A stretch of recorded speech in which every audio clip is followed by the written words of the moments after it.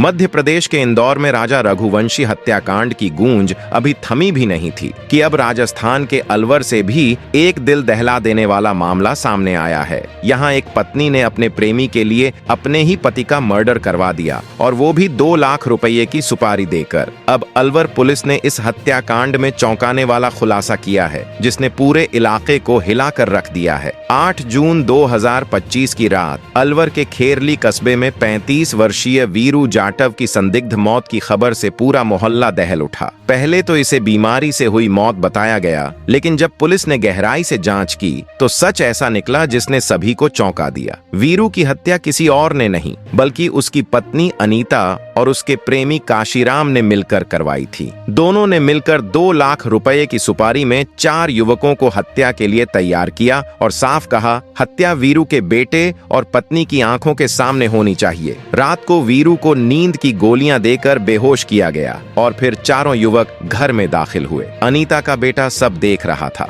लेकिन डर के कारण चुप रहा। हत्या को पहले बीमारी का रूप देने की कोशिश की गई, लेकिन पुलिस की पैनी जांच और बेटे की गवाही ने इस खौफनाक साजिश का पर्दाफाश कर दिया। अब पुलिस के हत्थे चढ़ चुके हैं अनीता, उसका प्रेमी काशीराम और 2 आरोपी, जबकि 2 सुपारी किलर अब भी फरार हैं। क्या सिर्फ प्यार के लिए किसी का कत्ल करना इंसाफ है? क्या कानून ऐसे मामलों में सख्त सजा देगा, या फिर यह भी एक और नाम बनकर रह जाएगा भारत की बढ़ती अपराध कथाओं की फहरिस्त में? पुलिस के अनुसार अनीता और काशीराम के बीच लंबे समय से प्रेम संबंध थे। अनीता खेरली कस्बे में परचून की दुकान चलाती थी, वहीं काशीराम पास में कचौरी का ठेला लगाता था। रोजाना दुकान पर सामान लेने के बहाने आने जाने के बीच दोनों की नजदीकियां बढ़ीं और जल्द ही उनका अफेयर परवान चढ़ गया। पति वीरू को इस रिश्ते का शक हो गया था। जब उसने अनीता पर सख्ती करनी शुरू की तो अनीता और वीरू ने मिलकर उसे रास्ते से हटाने का प्लान बना डाला। 7 जून की रात अनीता और वीरू अपने पुराने मकान में ठहरे हुए थे। अनीता ने पहले से ही काशीराम को इशारा कर दिया था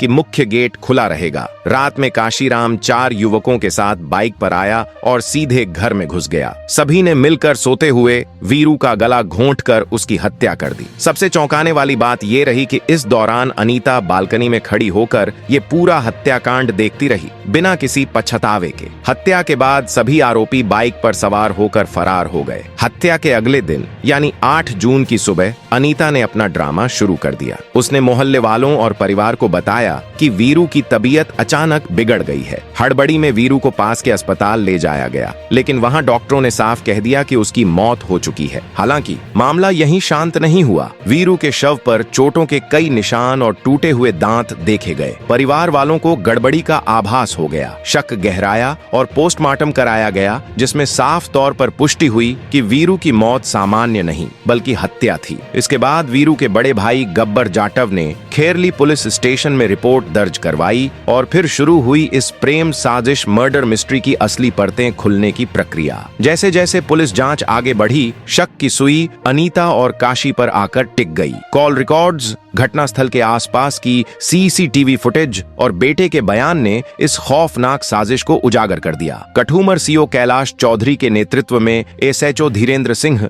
और उनकी टीम ने दिन रात एक कर दी। 100 से अधिक सीसीटीवी फुटेज खंगाले गए, संदिग्धों की मूवमेंट ट्रेस की गई, कॉल रिकॉर्ड्स को खंगाला गया और आखिरकार इस मेहनत का बड़ा नतीजा सामने आया। पुलिस ने मुख्य आरोपी अनीता, उसके प्रेमी काशीराम और एक अन्य साथी विश्वेंद्र जाटव को गिरफ्तार कर लिया है। बाकी 3 सुपारी किलर अभी भी फरार हैं, जिनकी तलाश के लिए पुलिस टीमें लगातार दबिश दे रही हैं। इस हत्याकांड को और सनसनीखेज बनाता है इसके पीछे का जटिल पारिवारिक रिश्ता। वीरू और अनीता का विवाह प्रेम विवाह था। वीरू की पहली पत्नी से एक बेटा था, जिसकी शादी हत्या से महज 15 दिन पहले हुई थी। अनीता भी अपने पहले पति को छोड़कर वीरू के साथ आई थी। उसका भी एक बेटा था, लेकिन इन सब के बावजूद न अनीता को अपने रिश्तों का ख्याल रहा, न बेटे की मासूम आंखों का, न इंसानियत का। सोचिए उस मासूम बच्चे पर क्या बीती होगी, जिसने अपनी आंखों के सामने अपने पिता की सांसें थमती देखी। वह चुप था, मगर उसका बचपन चीख रहा था। जिस माँ की गोद में वो सबसे ज्यादा सुरक्षित महसूस करता था, उसी माँ ने उसका सब कुछ छीन लिया। क्या अब वो बच्चा कभी माँ शब्द पर भरोसा कर पाएगा? क्या उसकी मासूमियत दोबारा लौट सकेगी? ये सिर्फ एक हत्या हत्या नहीं थी, ये एक बेटे से उसका बचपन, उसका भरोसा और उसका भविष्य छीन लेने का अपराध था। और सवाल सिर्फ कानून का नहीं है, सवाल है हमारे समाज का, हमारे संस्कारों का और उस मोड़ का जहां रिश्ते हवस और स्वार्थ के आगे हारने लगते हैं। अगर आपको यह रिपोर्ट जानकारीपूर्ण लगी हो तो इस वीडियो को लाइक करें, अपने दोस्तों के साथ शेयर करें और ऐसी ही सच्ची क्राइम स्टोरीज देखने के लिए हमारे चैनल को सब्सक्राइब करना बिल्कुल न भूलें।